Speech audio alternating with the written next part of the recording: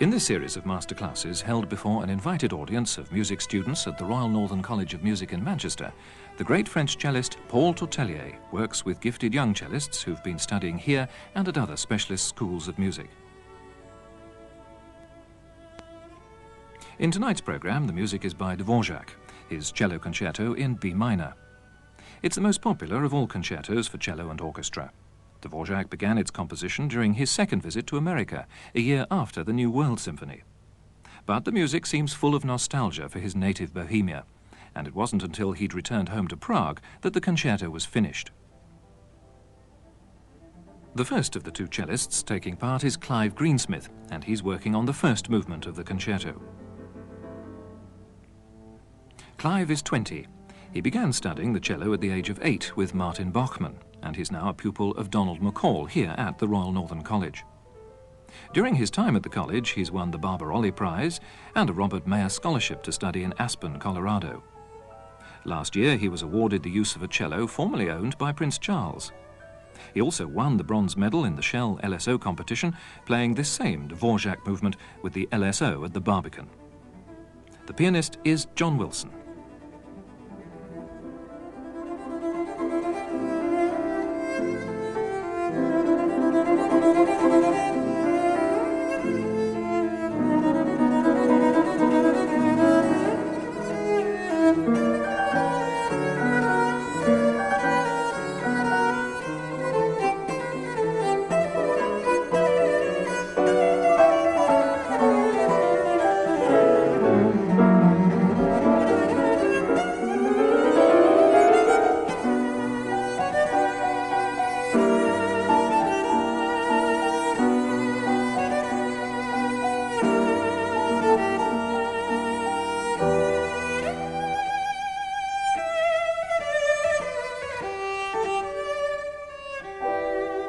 Beautiful.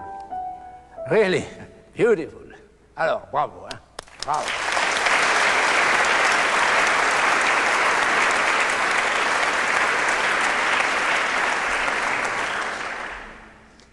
I feel like my doctor, you see? My doctor, you understand? For my health. Yeah.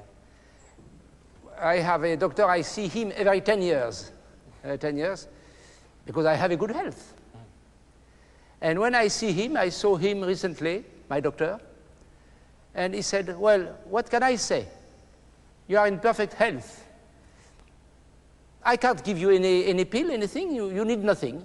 So I feel a little like that with you. I have nothing to say, so beautiful, so healthy. I will make one or two little suggestions, but you are free to agree or not, because you have such a standard that you are free to choose or to refuse. When you arrive in the trill, you see, before. Can you play this place? Yeah. I have the impression that you do not follow the melody at the piano. You slow a little the piano. Did you feel that?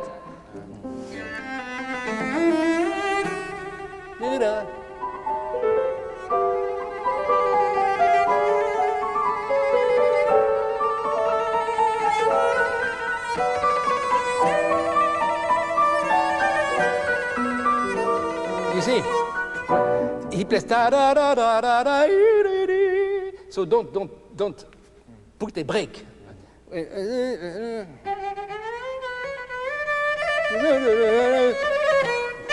are a little too long. Yes. Right there. 3, 4. Again. Almost perfect.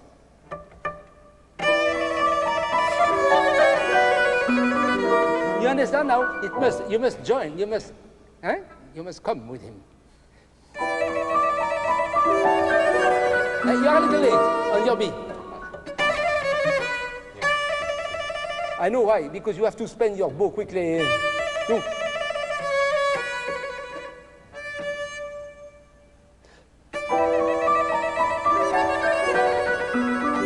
Go on.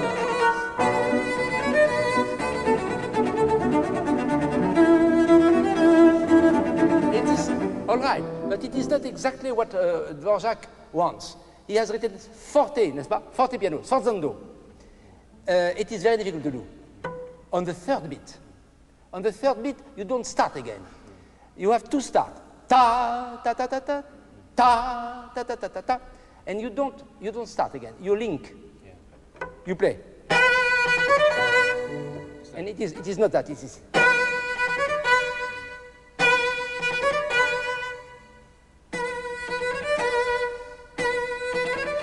Not enough. Not enough, the third beat. Not enough.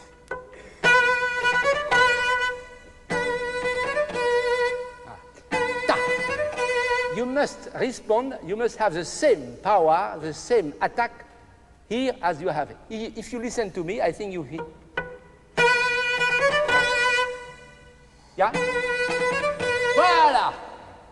Good. At least I found something for your health. Thank you very much. After, go on now. I'll go from the beginning then,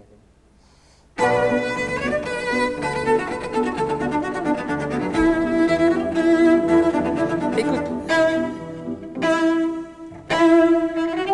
Because what is important, to have a great accent, what makes a great accent? What makes a great accent? What makes a fine accent? You know what? It is a diminuendo. It is a diminuendo after. Yeah. If you stay, you don't have that. But if you do, if you diminue, voila.